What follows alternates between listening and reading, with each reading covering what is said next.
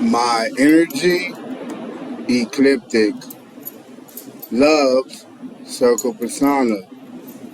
Self-love, best love, world love. You knows my honor. Greetings, that be your host, JaMes Peter Bastien.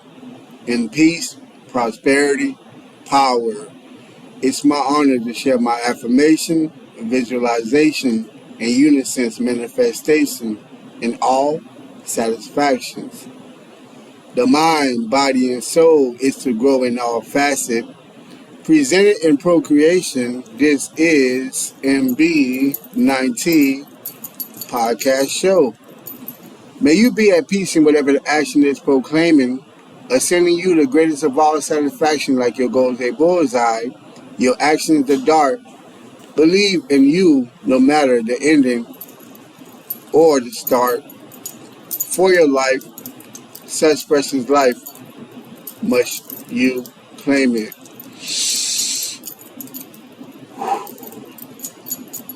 Growing in mud.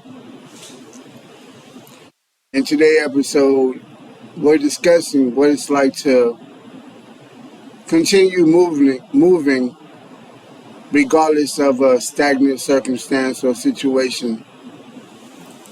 Slow motion is better than no motion as we know it. And realistically, this just means that we got to stay complete. We got to stay intact to, I say that a lot, but to your vision and goals, conquest the role that you're able to play in this lifetime, in our society. So, before being important to anyone else, must you be important to yourself?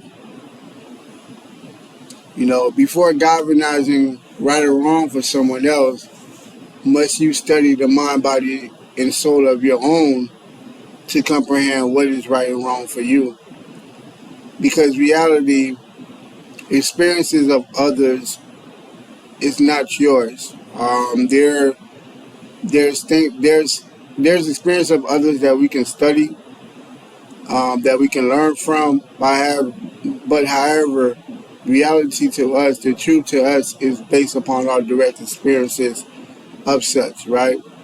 So, like I've explained prior in a previous episode, for me, and confining in the truth is something that is intuitive, that I sense by myself, something that I read or learned about that aligns with that, and also by people, placing and things, experience that's same for me, that makes it mutual. So the experiences of my surrounding and others, the intuition of my mind let me know that it's the right thing, and me having the hand-on experience directly. So those three phases is where I'm able to know exactly what is true or not true for me, right? And growing in mud, this it's just another way you can say that it's not about the pace. It's not about your pace in the race, right? It's not about your alignment in the race regarding if you're first or last or whatnot. It's about you continuing, right? Just continue your marathon. So growing in mud is another way of expressing the life that not just all of not we can't say all of us, but majority of us are going through in that fashion, right? Because regardless if you have money, regardless if you have fame, regardless if you have, whatever, family support, whatever, the diversity of what life complies to doesn't mean that everything's going to excel in a high speed rate. It doesn't mean that everything's going to work out as you want it to. So growing in mud is you focusing on yourself, right? Because sometime for your growth in a particular area in your life, or in a particular spacing, We can master or manage how long it normally takes, whether it's weekdays for that particular things. But however, everybody else is different, right? If you got a health goal, but because of different health factors for you, what may be typical for everyone on an average of 3 months, may be 6 months for you, right? Or even be lesser, depending how great your divine essence is made to complete such goal, right? So realistically, that fashion and form of life is for you to it, it's for you to gather the importance of you, right? Because a lot of us look into this life as if like comparing and contrasting, comparing that and contrasting that life to someone else, rather really looking into the life for the betterness that it present and propel for our own individual life, right? So rather rather than to look on to others, I think that's the most harmful things that we can do. The moment that you're able to harness the inner vision that you have, harness your own inner ability, be inspired by your surrounding, by people, places, and things, then I feel like you're living in great contrast. But the contrast of comparing why this person have this or how come they look like this or that, that's when we place ourselves in the mud. But it's not really about our growth. We're comparing the steps that we make in this mud among somebody else, right? Somebody else where 5 yards in the mud take them a step or two. You worrying about how come it takes you 7 or 8, and really none of that really matters, and it's never gonna matter because it's about you staying in line with your view, staying in line with your goals. So as I was saying, with growing in mud, it's about also validating to you amongst what you care for, your whereabouts and your care about. Because within that moment, you're gonna realize going in that mud is that if am I gonna keep stepping, which is the discipline, the sacrifice, the dedication that's needed for me to grow, right? Am I gonna hold myself accountable to grow? So it's not the actual physical movement of being in mud, but it's also when you think about growing in mud, it's also a mindset, right? It's also a mindset within the same way of we actionalize that the journey and walking in mud may differ for everyone, but however, it's about the strength of you to continue that path. So in the same format, it's the same viewership of your mindset. Are you strong-minded among what your goal are? Are you driven to complete such goals, right? And within those is holding yourself accountable, because growing in mud, that process is not something that comes. If you just think about that thought process in general, this would alert for you to understand that hardship is going to be a part of this, right? That nothing comes easy. Nothing comes easy means that you have to hold yourself accountable. Take ownership, own your ship to the life that you're growing in, right? A lot of us, it's tough for me to have this viewership, because it's like for me, the life that I was bestowed upon, or the life that I was birthed and given towards, was more so independently given from an earlier stage than I necessarily wanted, right? So my mindset kept me seeing and viewing from outers and also inner. So what I mean by that is like the outer views of do's and don't by others, right? What can work or what may not work, right? And for me, luckily for me, my spirit never educated me to look at one particular person, but to look at it in a whole mass view. For it's like when I see an experience by one person, it's not to make it an end all be all.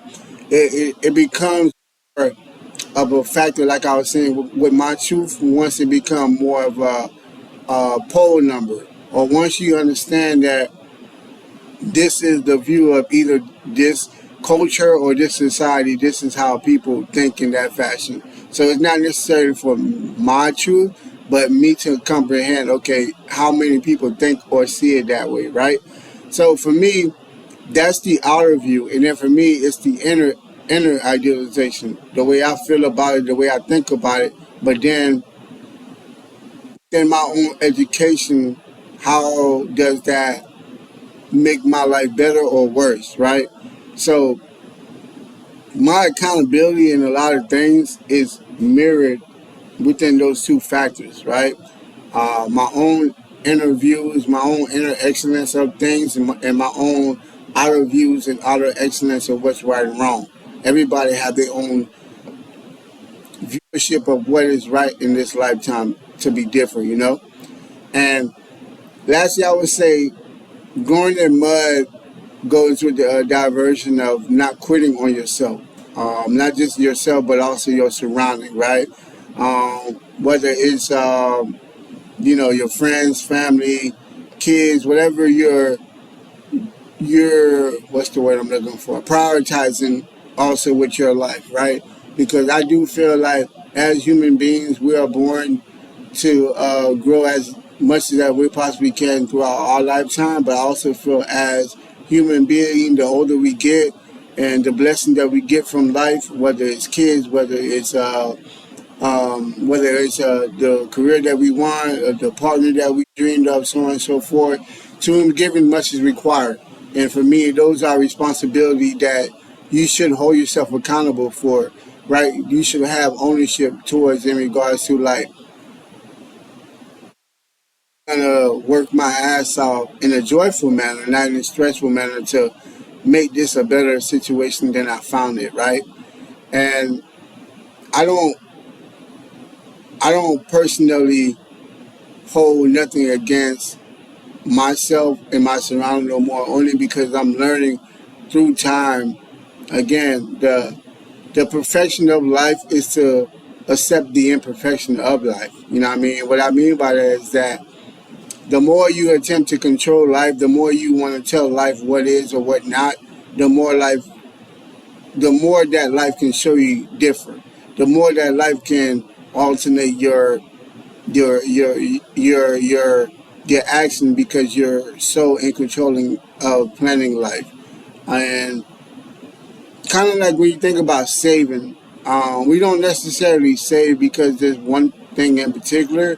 You save for the days that you don't know that you're saving for, whether it's replacement of car, something in a negative fashion happening in your life that requires some sort of emergency funds, right? So you save for really the unknown, right? And obviously we can save for goals, whatever we may have that's needed for a particular reason. But truly the idea of saving is really saving what is called for rainy days, right? Rainy days is pretty much you defining the unknown, what's coming towards you, but you having no idea of how it's going to be about. So for a lot of us, because we want to know, right? We want the black and white of everything. It's hard to hold power in the indecisiveness that life can be in the gray area, which is like, again, like I said, saving with the grace of things for particular reasoning, but also understanding there's a great reasoning that I'm saving, that like anything can happen in this time, and I must be prepared for so.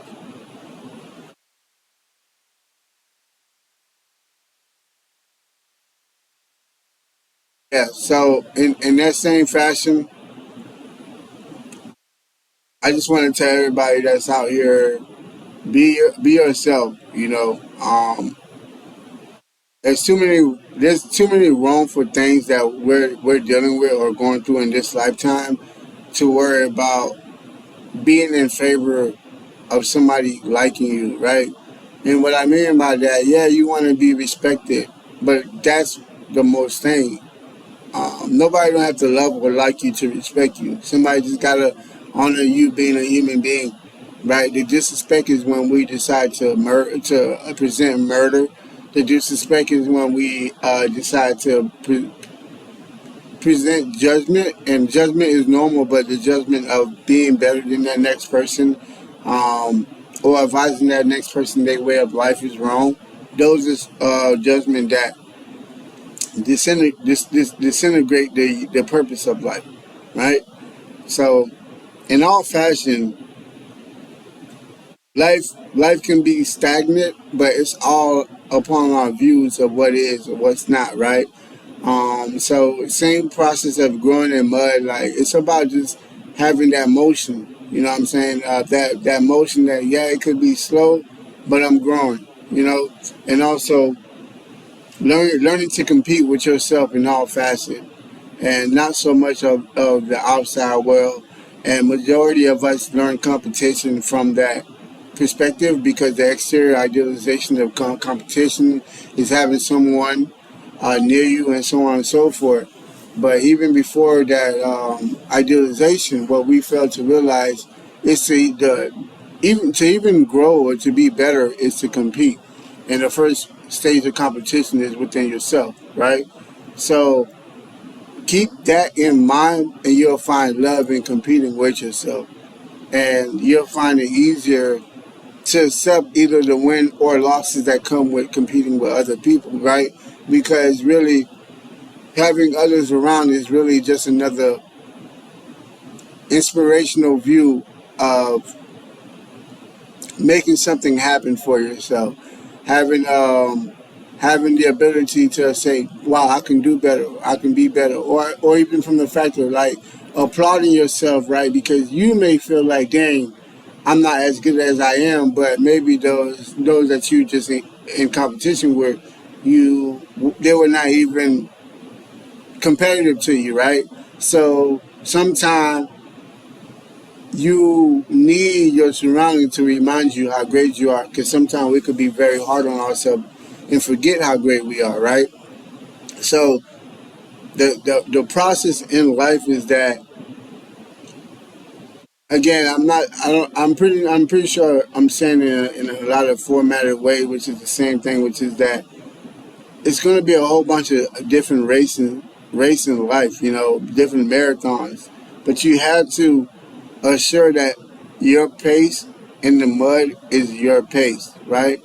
And the more that you look from your left, right, up, down, and worrying about who's in front of you, who's behind you, who's on your side, that's when that pace, that's when that walk or that run becomes a lot more harder, right? Because you're putting so much uncontrollable views or ideas in your mind, when you could just really just focus on the steps that's ahead, which is your breath, and just stay in line to your dues. So with much love and prosperity and time, I gracefully appreciate you giving me some time, lending your ears for my voice to resound back to you. And with my resounding tone, I'm hoping that the power of knowledge, wisdom was gained, that peace, prosperity was found within this moment of time, that you have the ability more to affirm, visualize the life that you want, and combining that to the manifestation and action that you need. And again, it's been another episode of MB9T Podcast Show. I am your humble host, Mr. JaMes Peter Bastien. Beautiful day to you. Never forget, the greatest version that you have in this lifetime is for you to release out. Peace.